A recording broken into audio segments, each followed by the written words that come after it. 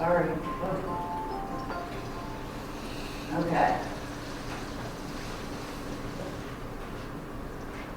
All right, so let me turn back the slide. All right, so you get Sanders' message that we could pay for things that people need, like education, if we didn't have this big income disparity. And that part of that is, the problem is the wealthy aren't taxed enough, or we don't have enough, I guess, redistribution. And so, but to sort of explain, if it needs explaining, why, the theme of the interview was, socialism isn't necessarily a dirty word. It's because of the historical baggage of totalitarian communism that it is, and, a lack of separation in people's minds between communism and socialism, or the fear that if we become more socialist, somehow we'll end up with communism, and we don't want that. And I think probably Sanders is in full agreement with, say, Zizek, that nobody really wants to go there. But both insist that you can have socialism without communism, or without stripping people of their freedoms, and that it's possible to do this. And in fact, Zizek emphasizes this notion of gradual change, right? Which we've heard before from other quarters, that if you're going to do something, do it gradually. Be willing to change your mind if it doesn't work, and things like that. Okay. So in those places, in the Soviet Union, the People's Republic of China, North Korea, Cuba, and other communist countries, what happened there was that politics foiled economic planning, that politics was always more important, as a matter of fact, than the economy in those countries. And you had people jockeying for power, and still jockeying for power, with the economy being a secondary concern, and a lot of the concern having to do with their own economic position, the position of the leadership in those countries, rather than the common people. So they did not work for most people. Now, leaving that, the Cold War baggage aside, you might say, of the fear of communism, there's another reason why socialism is sometimes seen as a dirty word, and that is that the perception is, anyway, that they tend to perform less well economically, okay?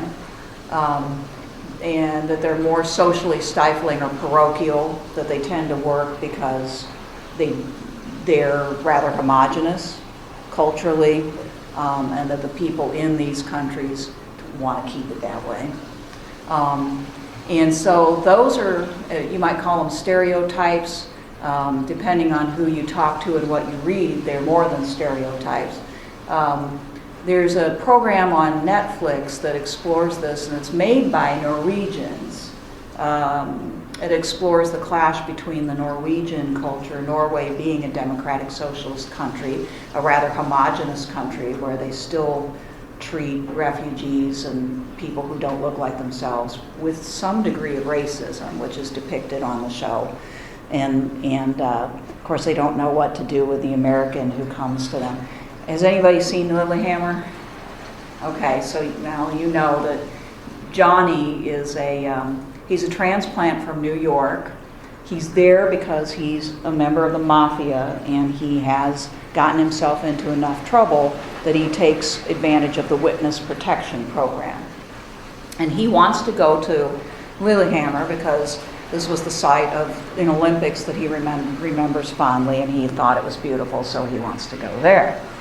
So he goes there, but he doesn't want to become a full Norwegian. He does, which might not be possible, because their mentality is depicted as if you're not born there, you don't really belong there.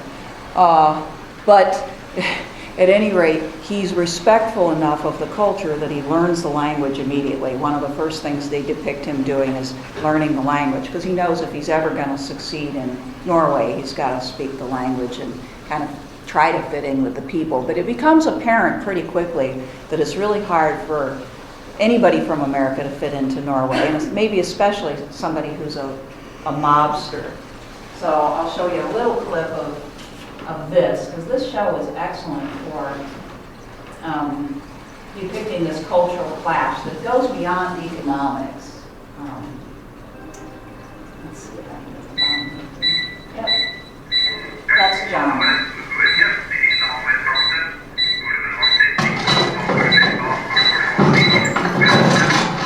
First day in Norway after coming to his little house, which was way less of a house than he lived in before.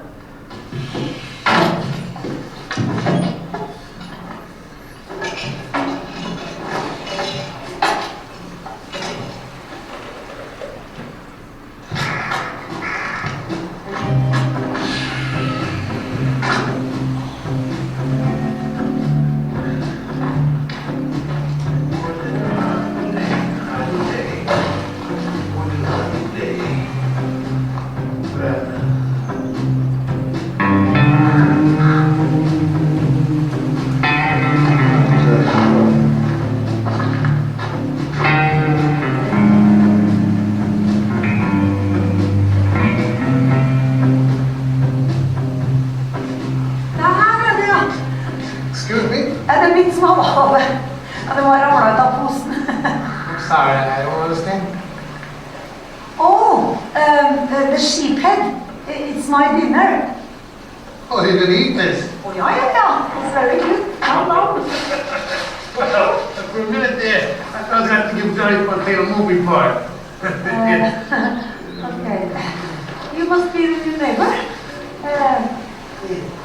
I know, right? Hi, Giovanni Hankinson. Hankinson, is that Indian or? Oh, it's Hendrickson. My father was Norwegian. Han var norsk. Oh, så du forstår norsk? Call me Johnny. Johnny. Oh, you're in the postal service, huh? Oh, no, I'm landsman. I'm chief of police. Så ja, her står det trygt. Ser du hva jeg jobber? Okay.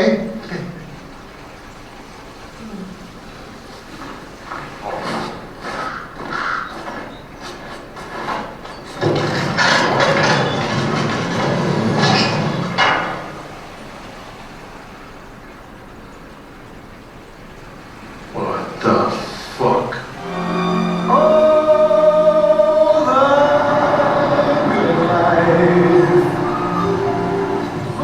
Fucking amateurs.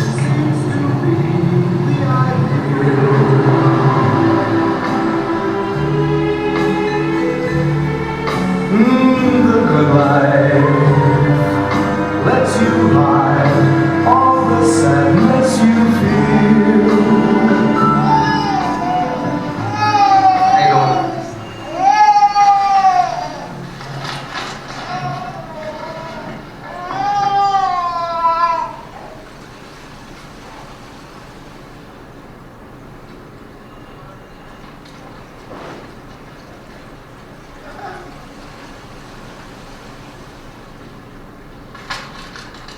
Giovanni Henriksen.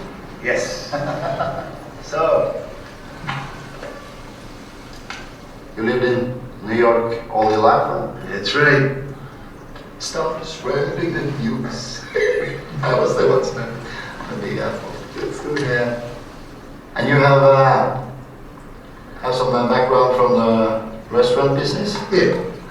Det er ikke så veldig mye vi har akkurat nå. Jeg ser her pizzabud på Dolly Dimple. Pizza delivery. I had a very successful bar in New York, you know. So I know all about it. I just need you to make a few moves so I get a local license, that's all. Jeg tror vi skal forsøke å realitetsorientere oss litt. We have to have some reality check, you know. To start a bar is a very complicated process. Oh, complications. That's what you call it here. Same thing where I come from. I brought a little something for that purpose. Take care of what we gotta take care of.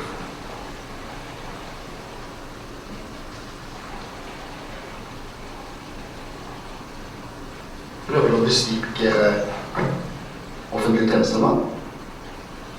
Ah, this is breaking the beak a little bit. Do you want me to call the police? What? Should I pick up the phone and call the police? Take it easy. All right. Maybe you think differently here. Huh? I apologize. Okay. Maybe we should put this on the account for cultural differences. Cultural differences. Jeg kommer til å føre opp deg på et jobbsøkerkurs på fredag. Møte opp deg med en litt mer ydmyk holdning, og så kan vi ta det derfra. Blank sheets, ok? Okay. Blank sheets. Da tar du med deg denne, så leser du den. Så ses vi på fredag. Thank you. Ha det.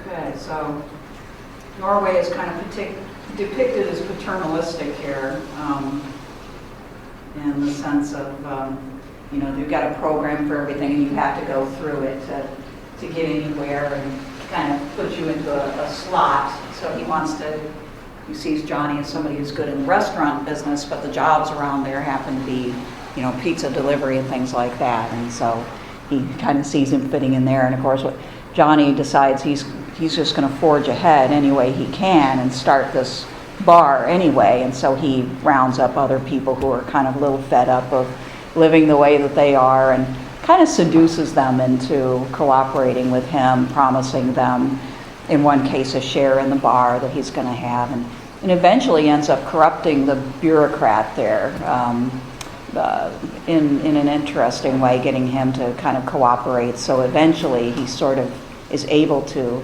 he more or less threatens him or blackmails him with some information that he's gotten, but eventually he ends up sort of corrupting everybody around him to where they have more like what the Norwegians would perceive as American values, that are not as communal and not as and more about money, more about taking the shortcut to doing things and stuff like that. So it's a really interesting program that's well done, and it does speak to some aspects of the Norwegian, and I guess Scandinavian more generally, way of life that people might not really know about.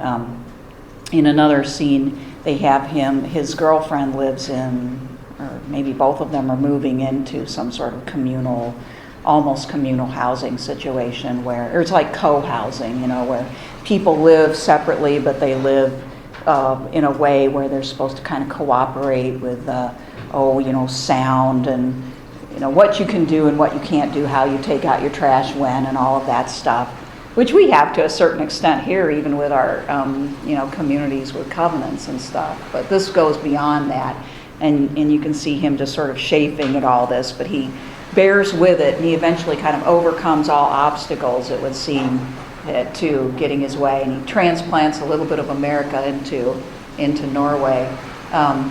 Just a quote from the show. So, speaking of Frank, this is not Johnny, but Frank is another mafioso. But I like this part of it. The guy from Norway says, "Our philosophy here is that people have nice surroundings, they'll feel nicer inside too." And this is in a prison. They've got him in temporarily, and it's all, quite posh by American standards. And he goes, "Where am I?"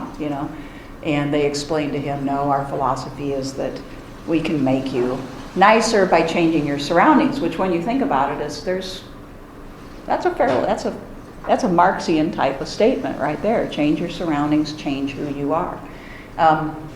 Now, I was going to show this, but I don't have a lot of time. But let's suffice it to say that Bernie Sanders uses the Scandinavian model and support. You saw it a little bit in the Seth Meyers interview, where he says, "Look, if it works in other countries, it could work here, or it's not like some of these things are on trial, right?" And so, because I thought of Norway first because of Lillehammer, I thought I'd just kind of focus in on Norway, which is why you got the sheet with the statistics there. Norway is a country that can legitimately, definitely be called a democratic socialist country. It's actually a constitutional monarchy with it's a parliamentary system.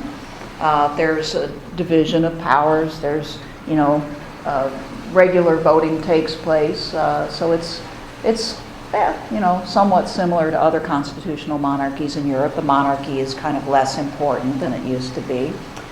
They recently disestablished the Lutheran religion. They did that in 2012. Prior to that time, it was the state-sponsored religion. It's still heavily subsidized by the state, so by our standards, it's still established, because we consider establishment to be really just about any funding taxpayers' money used to support religion. But what you need to understand is that in a country like Norway, and Denmark is Lutheran too, it's very much like this, the Lutheran Church has a lot of schools and hospitals and things like that serve a public function.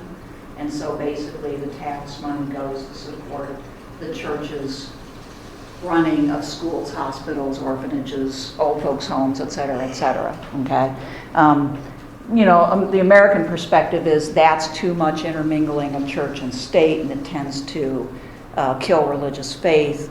And that's really largely true. I mean, at least there seems to be a correlation if you look at like the number of people in a place like Norway who believe in God. It's definitely under, I think I've got the statistics in here later on, but maybe not.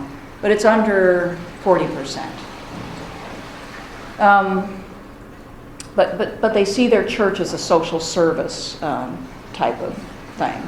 I was in Denmark years ago, and it was already like that. And then people explained to me, this is what the church does. People don't go to church, but they supply us with all of these things.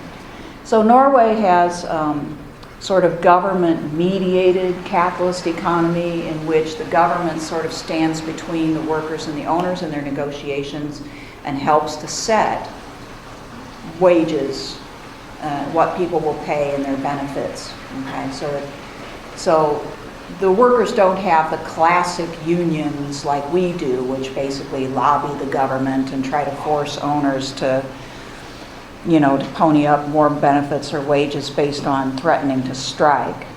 They do have unions, but they're different. Their strategy is different because the government is involved. Okay, they have a large social welfare system.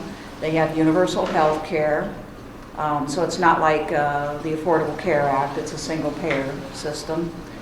They have free education, not only for people in Norway, but apparently, I looked this up, if you want to get a free education, I think you could go there and get it as an American, although you'd have to factor in the high cost of living there. But it still might be, especially if you're getting a graduate degree, it still might be a pretty good deal if you could learn Norwegian.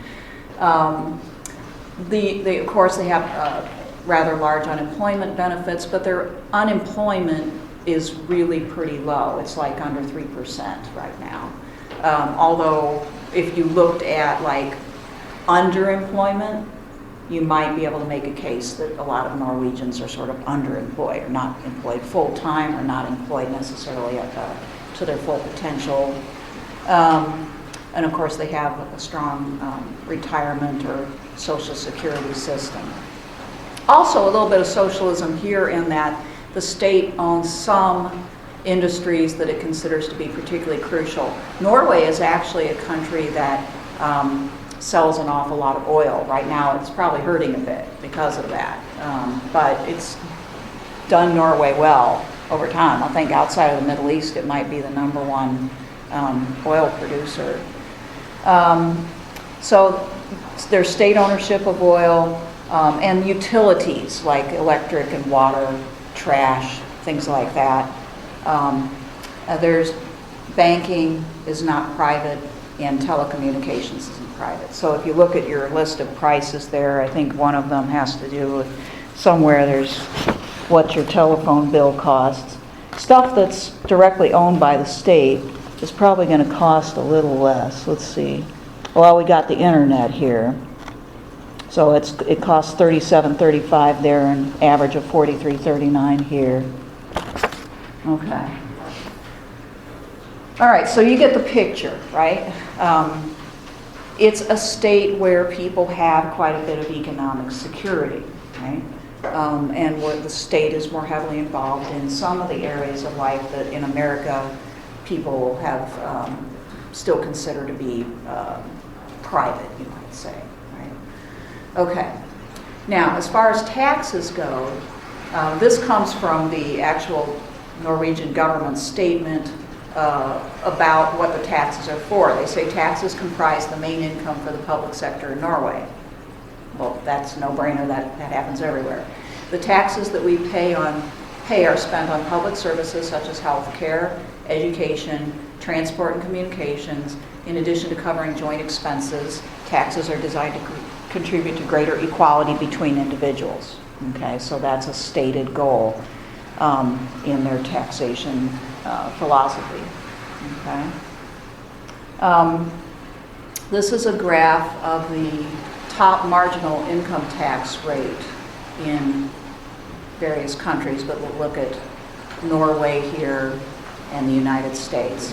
So it's not as big a difference as you would think. The top marginal income tax rate is the most that people can pay on their income, depending on how much they make. So in the United States, the top rate that you can possibly pay on income is 46.3%, and in Norway it's 39%. And this is from the Tax Foundation, and so is this one. Okay, so but when you look at progressivity, this is interesting, and I think it somewhat explains, to a certain extent, the goal of equality here for Norway. And what this means is that in the United States, to hit the top marginal income tax rate, you have to make 8.5 times the amount of money of the average person. Okay. In Norway, to hit the top tax rate of 39%, you only have to hit 1.5 approximately times the income of the average person. So the income tax rate in Norway is much less progressive than it is in the United States. Okay? And that's something that I think contributes to the equality in Norway, weirdly enough, right? Because everybody pays a lot, both people at the lower end as well as people at the upper end. It also explains another thing which we'll talk about, which is that there's still quite a bit of disparity in countries like Norway, okay? But in a way, Norway treats people more equally because everybody is paying quite a bit. Okay? And it takes a lot of money to run this type of country effectively, which they do. I mean, their economy is pretty good. It's thriving. Okay, but it's a commitment. It's a pretty different way of life. Okay, and I wonder if Americans were faced with, well, if you make, let's say, what's the median income here? Probably about $42,000. So let's say if you make $65,000 a year, you'll pay 40% of that in federal income tax. I wonder, I mean, it just. People would have to face this reality because this is Norway's experience of what it takes to get there. And it might be a very good choice to make, okay, based upon the life that you get as a result, but it's a big, big step. Okay? This is from Bloomberg.com. It's about the wealth gap in the Nordic region. It says for the first time ever, and this was back in 2011, the wealth gap grew more in the Nordic region and Germany than anywhere else in the traditionally low inequality countries. During the first decade of the 21st century, the Organization for Economic Cooperation and Development said in a report in 2011. One reason is that the wages of the top 10% have been rising faster than the pay for the middle class, according to the report. And they talk about this Professor Thomas Piketty in his book, Capital in the 21st Century. He examined centuries of data on countries including the US, Sweden, France, and UK for his book to show that returns on capital in excess of economic growth lead to widening disparities in wealth. According to the OECD, the Nordic countries boast some of the highest levels of income equality among industrialized nations. Denmark and Norway rank in the top 4 of an OECD study of 34 nations. Okay? So income equality is something that they have more of there, okay? There are, I mean, don't you have something here? This is what was frustrating about looking at this, is that here's a report that says they have more inequality. So I suppose it's the way that you churn your numbers. These are the statistics on religion. I did keep them in there. So 43% of women and 33% of men say they believe in God in Norway. And just based on anecdotal evidence, a lot of that is, in my view, is just because the Lutheran Church is so heavily involved in the state. People think of their church differently there. Otherwise, I don't know. Okay. This is from the Tax Foundation. Just kind of interesting. It says Scandinavian income taxes raise a lot of revenue because they're actually rather flat. In other words, they tax most people at these high rates, not just high income taxpayers. The top marginal tax rate of 60% in Denmark, which differs from, that's different than from Norway by quite a bit. It's a lot higher. Applies to all income over 1.2 times the average income in Denmark. From the American perspective, this means that all income over $60,000, 1.2 times the average income of about $50,000, would be taxed at 60% in Denmark. Okay, so 40% in Norway. 60%, that's a lot. Sweden and Norway have similarly flat income tax systems. Sweden's top marginal tax rate of 56.9% applies to all income over 1.5 times the average income in Sweden. Norway's top marginal tax rate of 39% applies to all income over 1.6 times the average Norwegian income. Right. Okay, compare this to the United States. The top marginal tax rate of 46% kicks in at 8.5 times the average U.S. income, around $400,000. So the American taxation system is more progressive than the taxation system in Norway and Denmark. And that does contradict what Bernie Sanders is saying, but that's what I found, okay? But I think that as I said, what creates the income equality is precisely that everybody is taxed rather heavily, and that money then gets transferred to the state to provide services and things that people don't have to pay for directly. That's what produces the equality. Okay? So where does that lead a country like Norway? Well, we're running out of time, but maybe I'll have to come back to this briefly on Monday. But Norway is very famous for being a prosperous country with this kind of democratic socialism. Okay? So it has been at the #1 spot in the UN Human Development Index for 12 years in a row. Now, there are lots of measures by which you measure quality of life, but in life expectancy, level of education of the average person, income and standard of living, Norway ranks really high. Okay? It earns high marks in all these areas. Okay, so now in other areas, not so much, and that's what I'm not going to have time to talk about today. But I'll get back to it on. Let's see, where am I going next? Oh, I turned it. I know. Okay. Well, I hope I didn't lose the rest of my presentation, or I'll have to recreate it. But anyway. I'll make sure that I give you the other side, because that's important. So I'll do that before I get started on Monday. And did anybody come in late and need one of these?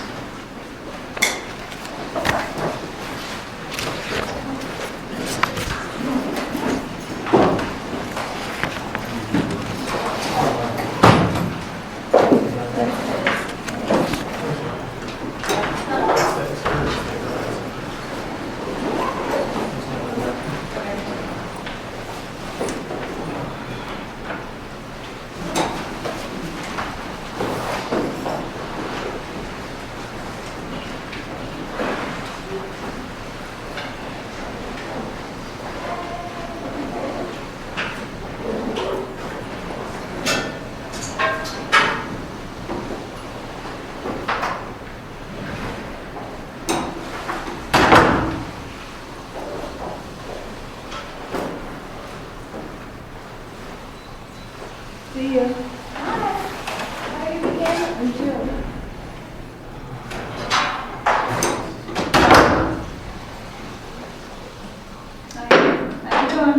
Good.